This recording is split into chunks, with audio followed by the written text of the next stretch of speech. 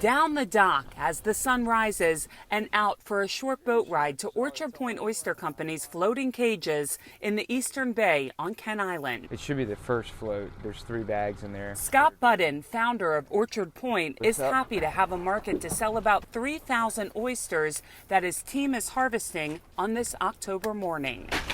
It'll go to restaurants today. DC, Baltimore, Annapolis, places on the eastern shore here on Kent Island too. We're going to pull this up.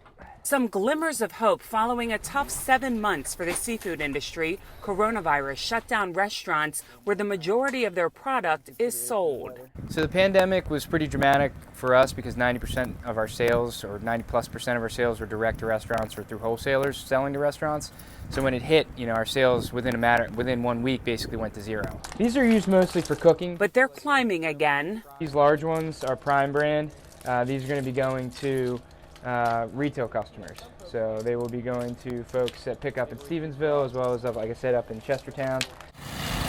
October is not just for Halloween spooks, it's National Seafood Month, and the Chesapeake Bay Foundation wants us to take it one step further, asking all Bay watershed residents to celebrate by Chesapeake Bay Seafood Days on Saturdays throughout the month. I think it just raises awareness about what consumers can do to help the industry right now, and it is the biggest thing, is to either buy direct from the farm or ask for us at restaurants.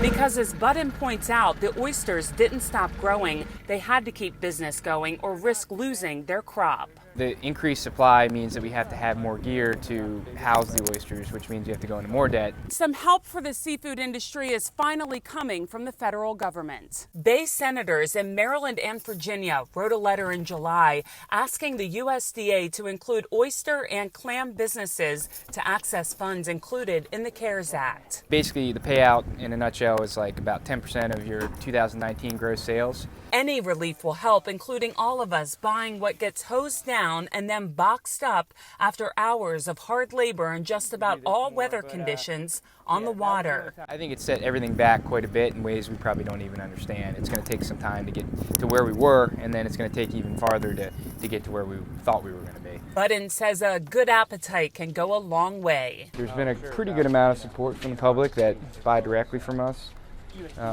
They get them right through our website. For Chesapeake Bay Magazine's Bay Bulletin, I'm Cheryl Costello.